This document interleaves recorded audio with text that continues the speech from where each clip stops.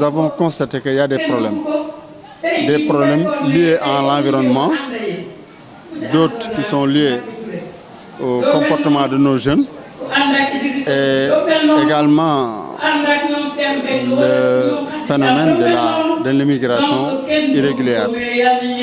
Alors tout ceci n'est que des conséquences.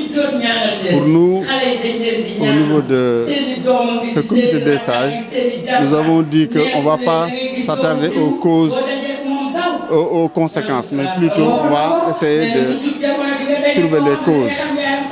La cause la plus particulière, c'est que nous avons beaucoup de jeunes qui n'ont pas une bonne éducation relative au manque d'infrastructures scolaires.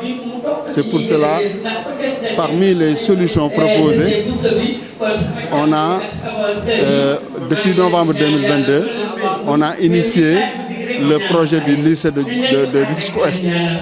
Nous avons déjà identifié un site qui fait presque 2 hectares et nous avons fait toutes les démarches administratives et nous sommes partenaires avec toutes les autorités, à savoir le maire de la commune qui vient de quitter, le président du conseil départemental, le maire de la ville qui nous soutient à 100% et la population. Donc ce lycée nous tient à cœur pour résoudre un peu ces problèmes. Puisque je l'ai dit dans mes proches, dans mes khutbas, que dans cette immigration clandestine, tu ne verras jamais un fils d'une autorité, d'une autorité quelconque. Donc, qu'est-ce qu'ils vont prendre la mer? Des hommes et femmes qui sont là désespérés, puisqu'ils n'ont pas d'emploi. Et parmi les causes, il y a également les sociétés qui tournent autour de nous, la Sénélec et les autres sociétés, pour ne pas les citer, n'ont aucun rendement pour les populations environnantes. Donc, par rapport à ça, nous sommes en train de faire des démarches. On a écrit des lettres à ces autorités, telles que Samuel Sarr, pour qu'ils nous aident à faciliter l'accès aux emplois à nos jeunes qui sont bien qualifiés. Il y a également la formation. La formation, nous avons parmi nous des gens qui ont ouvert des centres de formation pour vraiment caser nos hommes, parce que sans une bonne formation, il devient difficile de trouver un emploi, etc.